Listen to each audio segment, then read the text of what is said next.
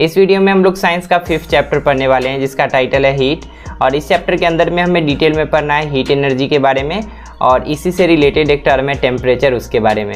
Chapter 4 को मैंने skip कर दिया है क्योंकि कुछ बच्चों ने बोला था कि उनके सिलेबस में चैप्टर 4 नहीं है, लेकिन अगर आपके सिलेबस में है चैप्टर 4 तो आप कमेंट करना, चैप्टर 4 का भी वीडियो जल्दी आ जाएगा। इससे पहले के सभी वीडियो जो कि मैंने डीएवी पब्लिक स्कूल के बच्चों के लिए बनाए हैं आपको सब्जेक्ट वाइज क्लास वाइज अलग अलग प्लेलिस्ट में मिल जाएंगे। आप वहां पे जाकर उन वीडियोस को कभी भी देख सकते हो, उनको देखना। और अगर आपके लिए वो हेल्पफुल लगे तो चैनल को भी सब्सक्राइब कर लेना, क्योंकि इसी तरह डीएवी पब्लिक स्कूल के बच्चों के लिए वीडियोस आते रहते हैं।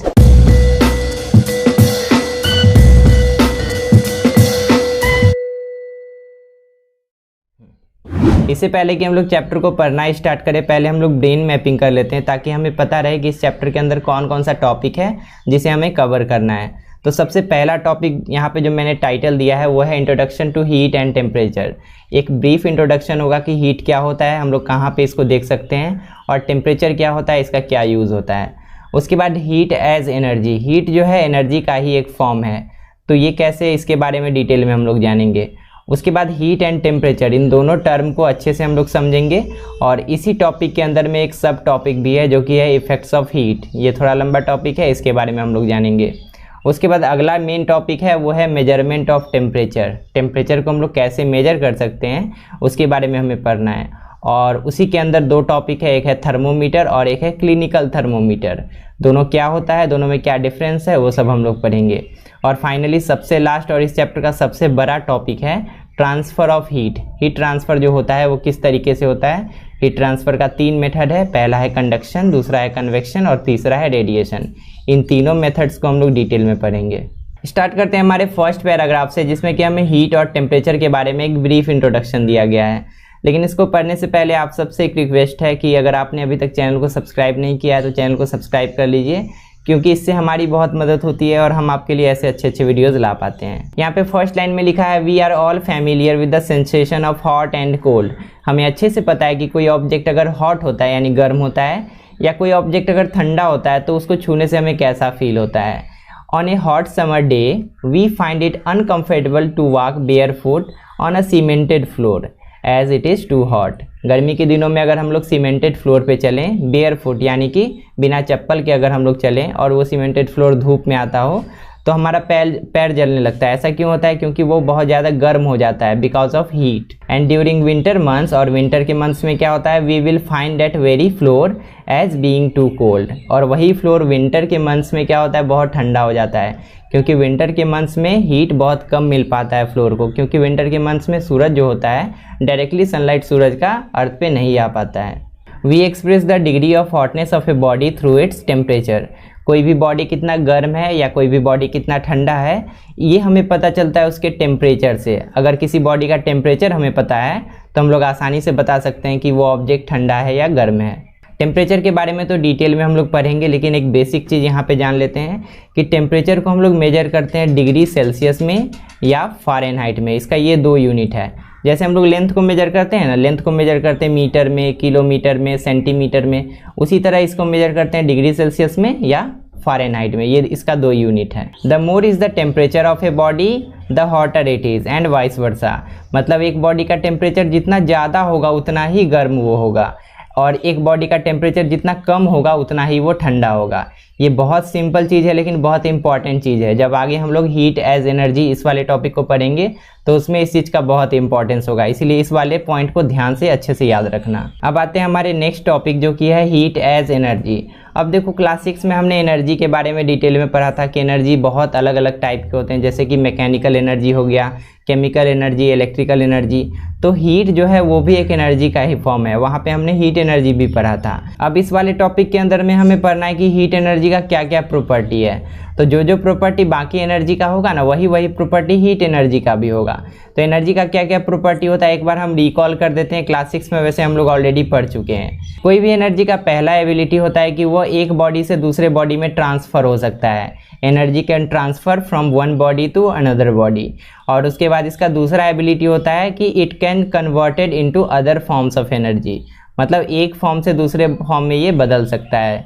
जैसे कि मान लेते हैं कि मैकेनिकल एनर्जी है, वो कन्वर्ट होकर इलेक्ट्रिकल एनर्जी बन सकता है। उसी तरह इलेक्ट्रिकल एनर्जी कन्वर्ट होकर हीट एनर्जी बन सकता है। उसी तरह हीट एनर्जी कन्वर्ट होकर इलेक्ट्रिकल एनर्जी बन सकता है। मतलब हर फॉर्म ऑफ एनर्जी में कन्वर्शन इंटरचेंज हो सकता है। ये एनर्जी का प्रॉपर्टी है, बहुत इंपॉर्टेंट प्रॉपर्टी। हीट एनर्जी के इन्हीं प्रॉपर्टीज़ को यहाँ पे इस वाले पैराग्राफ में डिटेल में बताया गया है और इसमें जो एक्सपेरिमेंट यूज़ किया गया है उसको समझाने के लिए पहले हम लोग उस एक्सपेरिमेंट को कर लेते हैं, उसके बाद इसको फटाफट रीड कर लेंगे।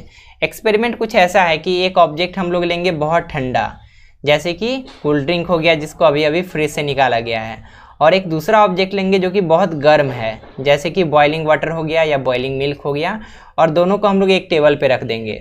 जब इन दोनों ऑब्जेक्ट को हम लोग एक नॉर्मल टेम्परेचर वाले रूम में रख देंगे, ऐसा रूम जहाँ ना ज़्यादा गर्मी हो ना ज़्यादा ठंडा हो, तो क्या होगा कि कुछ समय के बाद ये जो ठंडा ठंडा यहाँ पे कोल्ड ड्रिंक रखा हुआ था उसका टेम्परेचर धीरे धीरे बढ़ने लगेगा और उसी के साथ साथ इसमें हीट एनर्जी का मात्रा भी बढ़ने लगेगा। अभी मैंने बताया था कि अगर कोई ऑब्जेक्ट में टेम्परेचर बढ़ रहा है तो उसमें हीट एनर्जी भी बढ़ेगा, टेम्परेचर घट रहा है मतलब हीट एनर्जी भी घटेगा।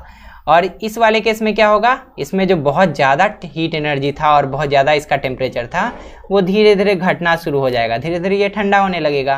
तो ये जो बहुत ठंडा था धीरे धीरे गर्म होने लगा और ये जो बहुत गर्म था धीरे धीरे ठंडा होने लगा। ये क्यों हो रहा है? ये सिर्फ इसीलिए हो रहा है क्योंकि यहाँ पे हीट एनर्जी का ट्रांसफ़र हो रहा है। अब हीट एनर्जी का ट्रांसफ़र कैसे हो रहा है अब इसको समझना बहुत ज़रूरी है, उसी के लिए हम लोग इतना एक्सपेरिमेंट किए हैं। हीट एनर्जी का ट्रांसफ़र देखो कैसे हो रहा है। इन्वायरमेंट में जो हीट प्रेजेंट है इस वाले कोल्ड ड्रिंक से तो बहुत ज़्यादा प्रेजेंट है, तो यहाँ पे सारा हीट का ट्रांसफ़र इन्वायरमेंट से इस वाले कोल्ड ड्रिंक में हो रहा है और इसी हीट एनर्जी के ट्रांसफ़र के कारण इसका टेम्परेचर धीरे धीरे बढ़ जाएगा। और यहाँ पे क्या हो रहा है, इसमें जितना हीट एनर्जी प्रेजेंट है वो इन्वायरमेंट से बहुत ज़्यादा है, मतलब इन्वायरमेंट में कम है इसके मुकाबले। तो इस केस में क्या होगा कि इसमें जितना हीट एनर्जी था ना वो धीरे धीरे निकलने लगेगा, रिलीज़ होने लगेगा और इसी के कारण से इसका टेम्परेचर धीरे धीरे डाउन होने लगेगा। तो हम लोग यहाँ से कंक्लूजन निकाल सकते हैं कि हीट एनर्जी का ट्रांसफ़र कहाँ पे होता है, हायर टेम्परेचर से लोअर टेम्परेचर की तरफ। इसका टेम्परेचर बहुत कम था, इन्वायरमेंट का टेम्परेचर इसके मुकाबले तो ज़्यादा ही था, तो हायर टेम्परेचर से लोअर टेम्परेचर की तरफ हीट का ट्रांसफ़र हुआ और उसी के कारण से इसका टेम्परेचर बढ़ गया। और उसके जस्ट अपोजिट यहाँ पे क्या हुआ, हायर टेम्परेचर इसमें था और हमारे रूम में तो इससे तो कम ही टेम्परेचर था ना, इतना ज़्यादा टेम्परेचर रूम में होता तो हम तो जल जाते।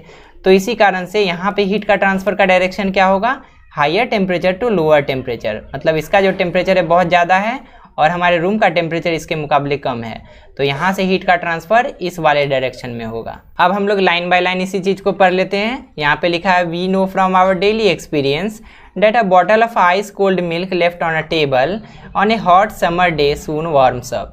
अगर हम लोग टेबल पे एक बहुत ही ठंडा मिल्क का पैकेट रख देते हैं तो धीरे धीरे क्या होता है, वो गर्म होने लगता है। ऐसा क्यों हुआ, गर्म क्यों हो गया वो, क्योंकि इन्वायरमेंट का जो हीट एनर्जी है वो धीरे धीरे इसमें आते रहता है, हीट एनर्जी का ट्रांसफ़र होते रहता है higher temperature to lower temperature. और उसके बाद दूसरा एग्जाम्पल भी है, a glass tumbler of boiling hot milk kept on the same table cools down after a while. और उसी के साथ अगर हम लोग रखें एक बहुत गर्म दूध तो वो धीरे धीरे समय के साथ क्या होता है, कूल डाउन हो जाता है, यानी कि उसका टेम्परेचर धीरे धीरे घट जाता है। इस केस में क्या हो रहा है, यहाँ का हीट एनर्जी जो है उसका ट्रांसफ़र इन्वायरमेंट की तरफ हो रहा है, जस्ट इसके अपोजिट डायरेक्शन में। It shows that when temperature of a body and its surrounding are different there is a transfer of energy between the body and its surrounding. और इससे हमें ये पता चलता है कि अगर एक बॉडी का टेम्परेचर और उसके सराउंडिंग का टेम्परेचर, उसके आसपास का टेम्परेचर अगर अलग अलग है, इस केस में क्या था, सराउंडिंग का टेम्परेचर ज़्यादा था और इस बॉडी का टेम्परेचर बहुत कम था, मतलब ये बहुत ठंडा था, तो ऐसे केस में क्या होगा कि इसके बीच में हीट का ट्रांसफ़र होने लगेगा higher temperature to lower temperature की ओर। This transfer continues till the body and its surrounding attain the same temperature. और ये ट्रांसफ़र कब तक होता रहेगा, जब तक इस वाले सराउंडिंग का टेम्परेचर और इस वाले ऑब्जेक्ट का टेम्परेचर सेम नहीं हो जाता, तब तक हीट का ट्रांसफ़र इधर होते रहेगा। In the case of ice cold milk bottle heat flows from the surrounding to the bottle.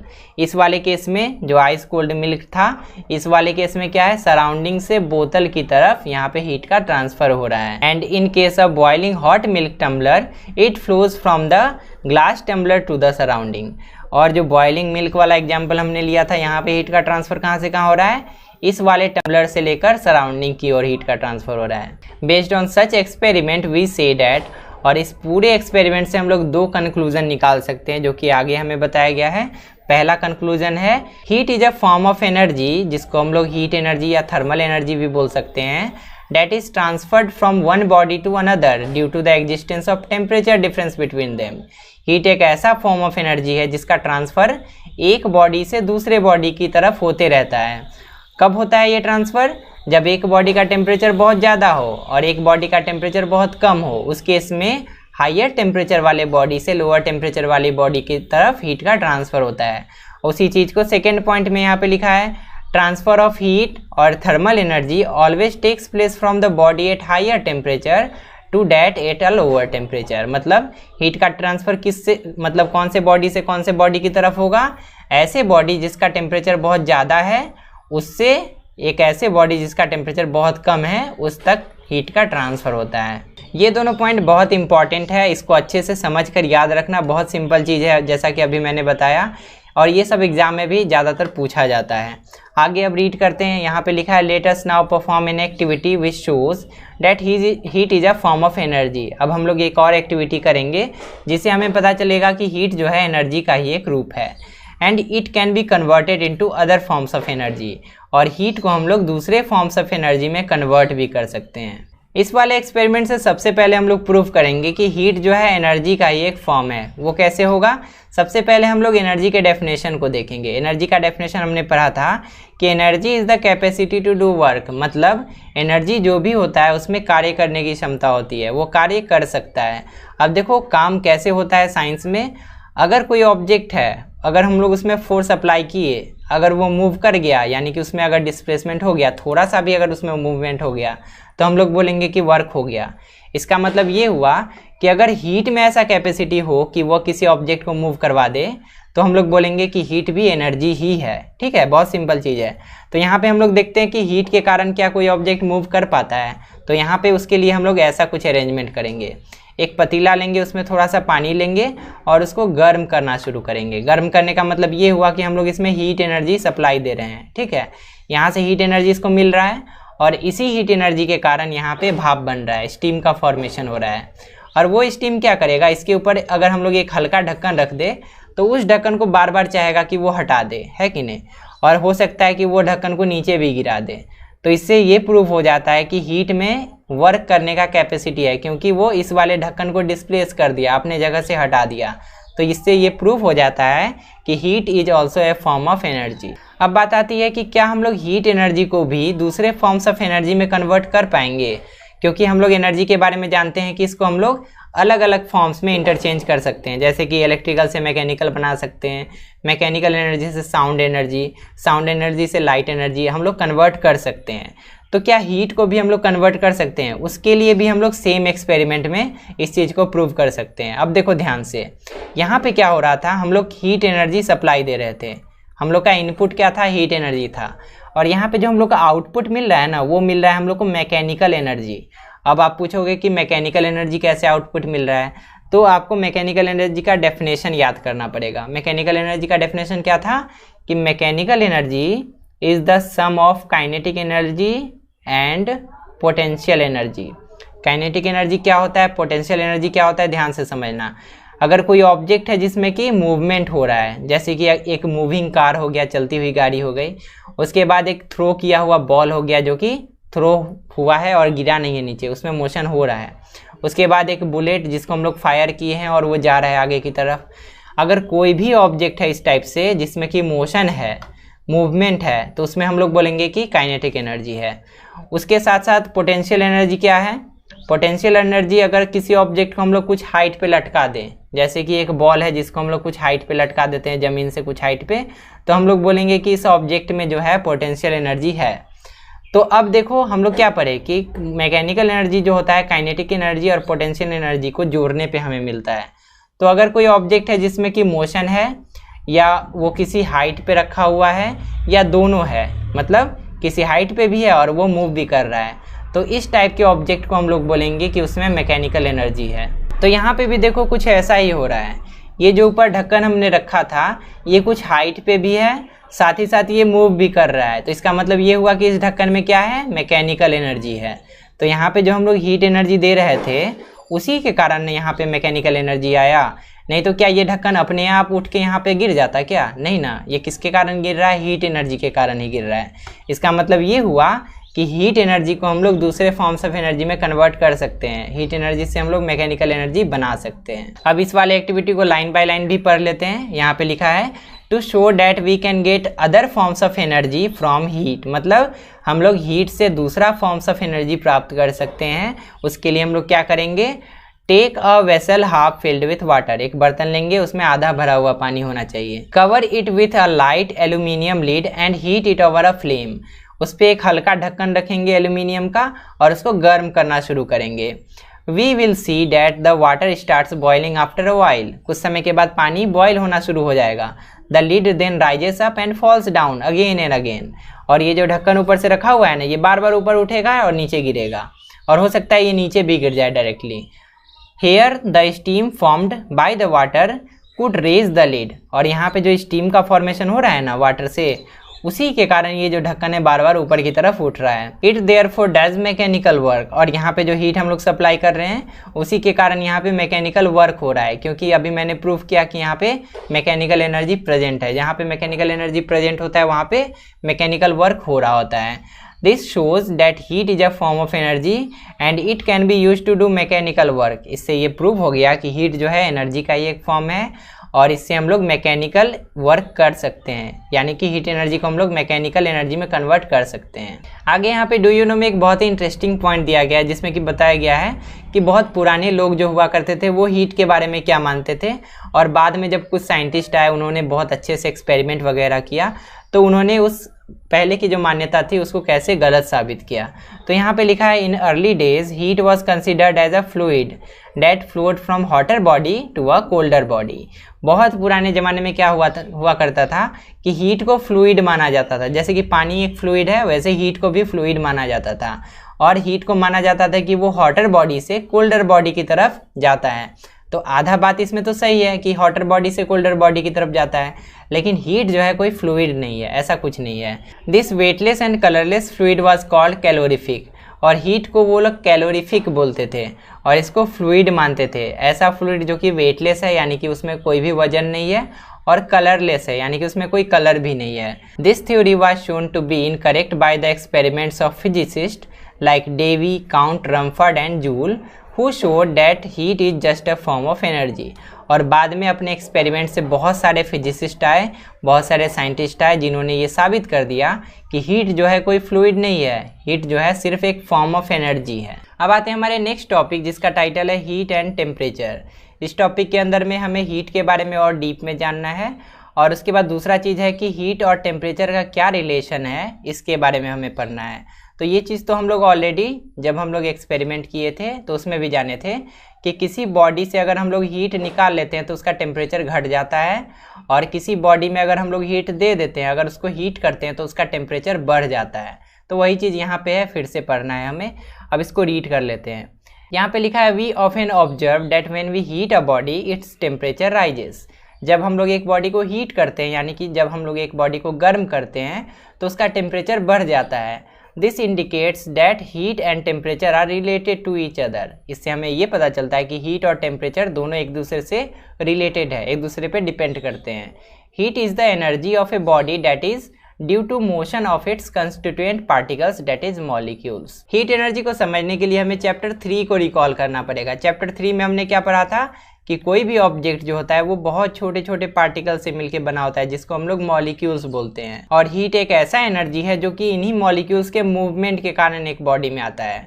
अगर एक बॉडी है जिसमें कि मॉलिक्यूल्स का मूवमेंट बहुत तेज हो रहा है तो उसमें बहुत ज़्यादा हीट एनर्जी हो जाएगा, और अगर एक बॉडी है दूसरा जिसमें कि इन्हीं पार्टिकल्स का मूवमेंट बहुत स्लोली या नहीं के बराबर हो रहा है तो हीट एनर्जी उसमें बहुत कम हो जाएगा। हीट एनर्जी बहुत ज़्यादा होने के कारण इसका टेम्परेचर भी बहुत ज़्यादा हो जाएगा, और इस दूसरे वाले ऑब्जेक्ट में हीट एनर्जी बहुत कम होने के कारण इसका टेम्परेचर भी बहुत कम हो जाएगा। बहुत सिंपल चीज़ है, इसको अच्छे से याद रखना। आगे यहाँ पे लिखा है temperature on other hand is just indicator of this energy. और टेम्परेचर से हमें सिर्फ ये पता चलता है कि एक ऑब्जेक्ट में हीट एनर्जी कितना है। अभी जस्ट मैंने बताया टेम्परेचर ज़्यादा होगा तो उस ऑब्जेक्ट में हीट एनर्जी ज़्यादा होगा, और टेम्परेचर कम होगा तो उससे हमें क्या इंडिकेशन मिलेगा कि उस ऑब्जेक्ट में हीट एनर्जी कम है। Even a cold object possesses heat energy due to the motion of its particle और मॉलिक्यूल्स। एक ठंडा ऑब्जेक्ट भी जो होता है ना, उसमें भी तो पार्टिकल्स प्रेजेंट होते हैं और उसमें भी थोड़ा ही सही लेकिन मोशन तो होते रहता है, इसी के कारण उसमें भी हीट एनर्जी प्रेजेंट होगा। When we add or remove heat from a body, motion of its molecule become faster or slower। अगर हम लोग एक बॉडी में हीट एंटर करवाएं, मतलब हीट अगर उसको दें, तो इस मॉलिक्यूल्स का जो स्पीड होगा ना वो तेज हो जाएगा, मॉलिक्यूल्स का वेलोसिटी बढ़ जाएगा। और अगर हम लोग एक ऑब्जेक्ट से अगर हीट निकाल लें, हीट एक्सट्रैक्ट कर लें, तो उसमें जो भी मॉलिक्यूल्स प्रेजेंट है उसका स्पीड घट जाएगा, वो स्लो हो जाएगा।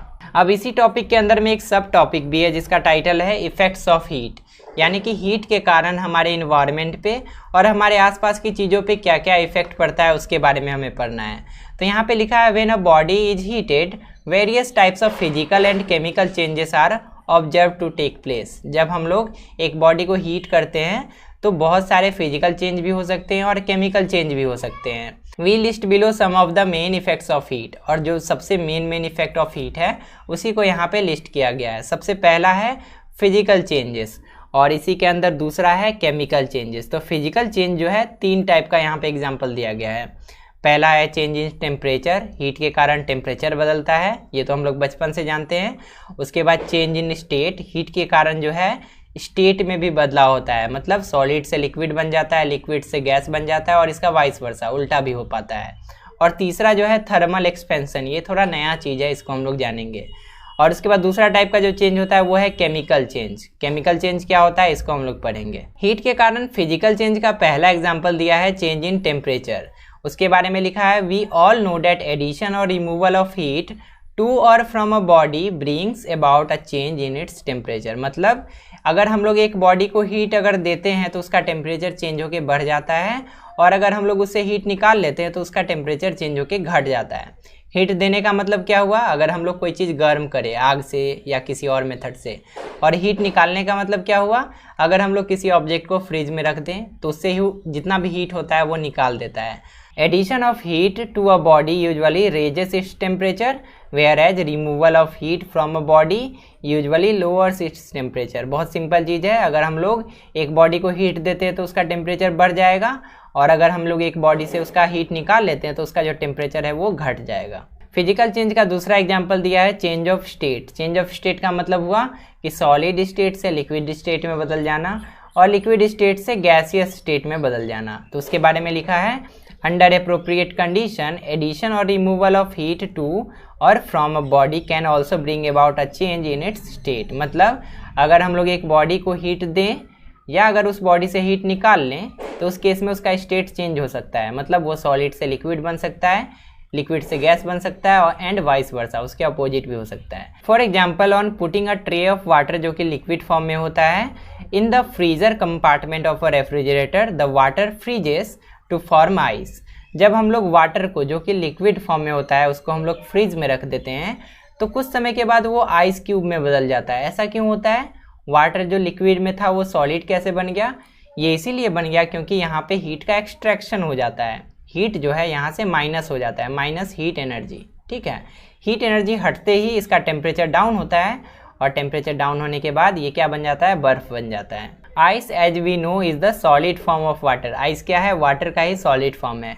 इसके बाद एक और एग्जाम्पल दिया है similarly when water is heated over a flame. जब हम लोग वाटर को हीट करते हैं, मान लेते हैं इसमें वाटर है और इसको हम लोग हीट कर रहे हैं फ्लेम के ऊपर, तो क्या होता है, it starts boiling and gets converted into steam. ये क्या होता है, बॉयल होना स्टार्ट हो जाता है हीट एनर्जी के कारण और स्टीम में बदल जाता है। Steam as we know is the gaseous or vapour form of water. Steam क्या है, गैसियस फॉर्म ऑफ वाटर है। यहाँ पे क्या था, लिक्विड था, वो बदल के क्या बन गया, गैस बदल गया। तो ये जो स्टेट में चेंज हो रहा है ये क्यों हो रहा है, हीट के एक्सट्रैक्शन या हीट के एडिशन के कारण। यहाँ पे क्या हुआ, प्लस हीट एनर्जी, और यहाँ पे क्या हो रहा था, माइनस हीट एनर्जी हो रहा था। हीट के कारण फिजिकल चेंज का एक तीसरा एग्जांपल भी है जिसका नाम है थर्मल एक्सपेंशन। अब ये देखो नया टर्म है थर्मल एक्सपेंशन, पहले इसको ध्यान से समझना। थर्मल एक्सपेंशन का मतलब होता है कि अगर हम लोग किसी मेटल को गर्म करते हैं ना तो उसका लंबाई थोड़ा सा बढ़ जाता है, इसी चीज़ को हम लोग थर्मल एक्सपेंशन बोलते हैं। बहुत सिंपल चीज़ है। यहाँ पे लिखा है उसी के बारे में, most of solids liquids and gases are known to expand on heating. बहुत सारे सॉलिड, लिक्विड और गैस होते हैं अधिकतर, उसको गर्म करने पे वो एक्सपैंड कर जाते हैं, फैल जाते हैं। This phenomenon is called thermal expansion, और इसी चीज़ को हम लोग थर्मल एक्सपेंशन बोलते हैं। For example, the metal rim to be put on cart wheel is designed to have a slightly smaller diameter than that of the wheel। मतलब एक metal rim जो लगा होता है एक बैलगाड़ी के चक्के के चारों तरफ, उसका जो डायमीटर होता है वो थोड़ा सा छोटा बनाया जाता है ताकि ये इस वाले लकड़ी वाले पार्ट को अच्छे से चारों तरफ से पकड़ ले। लेकिन अगर इसका डायमीटर छोटा बनेगा तो वो उसमें घुसेगा कैसे, लगेगा कैसे, उसके लिए यहाँ पे थर्मल एक्सपेंशन का यूज़ किया जाता है। When this rim is heated, it becomes red hot, expands and slips on the wheel easily। इसके चारों तरफ जो मेटल का रिम लगा हुआ है पहले उसको गर्म किया जाता है, गर्म करने के बाद वो थोड़ा सा बड़ा हो जाता है, उसका डायमीटर बढ़ जाता है, और उसके बाद इसको इस लकड़ी वाले पार्ट के चारों तरफ आसानी से लगा दिया जाता है। जब ये लग जाता है और समय के साथ ये ठंडा होता है तो वापस से ये स्क्वीज़ हो जाता है, छोटा हो जाता है और बहुत टाइट से इस लकड़ी वाले पार्ट को पकड़ लेता है। When it is cooled, it contracts and grip the wheel firmly। जब ये ठंडा होता है तो वही चीज़ लिखा है, इसको अच्छे से बहुत फर्मली पकड़ लेता है। तो ये सब तो हो गया फिजिकल चेंज का एग्जाम्पल। अब हम लोग देखते हैं कि केमिकल चेंज क्या होता है। इसके बारे में यहाँ पे लिखा है, many chemical changes take place only when the reactants are heated up. बहुत सारे केमिकल रिएक्शन तभी हो पाते हैं जब रिएक्टेंट्स को हीट मिलता है, तभी वो रिएक्शन हो पाता है और प्रोडक्ट का फॉर्मेशन हो पाता है। For example, we can prepare oxygen in laboratory by heating potassium chlorate along with manganese oxide as a catalyst over a flame। अगर हम लोग पोटेशियम क्लोरेट को हीट देते हैं तो उसमें कुछ चेंजेस आता है और उसी चेंजेस के कारण ऑक्सीजन का फॉर्मेशन होता है, और यही फॉर्मेशन एक एग्जाम्पल हो गया हीट के कारण केमिकल चेंज। तो बस इस वीडियो में इतना ही। इसके बाद जो टॉपिक बचा उसको हम लोग पार्ट वाइज आने वाले वीडियोस में कंप्लीट कर लेंगे। आई होप जितना टॉपिक मैंने इस वीडियो में एक्सप्लेन किया सभी आपको अच्छे से समझ में आया होगा और कोई भी डाउट नहीं रहा होगा। इनकेस अगर कोई डाउट है तो आप व्हाट्सएप पे, टेलीग्राम पे मुझसे पूछ सकते हो। उसका जो लिंक है वो आपको डिस्क्रिप्शन में मिल जाएगा। इस चैप्टर का जो भी नोट्स अवेलेबल होगा वो आपको davguru.in पे जाके मिल जाएगा। वहाँ पे बस आप चैप्टर का नाम सर्च करना और आपको नोट्स डाउनलोड करने का लिंक्स दिख जाएगा। आई होप ये वीडियो आपके लिए हेल्पफुल रहा होगा। वीडियो अगर अच्छा लगा तो इस वीडियो को लाइक करना, चैनल को सब्सक्राइब करना और इस वीडियो को अपने क्लासमेट के साथ जरूर शेयर करना। तो मिलते हैं अगली वीडियो में इसके बचे हुए पार्ट्स के साथ। तब तक के लिए अपना ध्यान रखो और अच्छे से पढ़ाई करते रहो।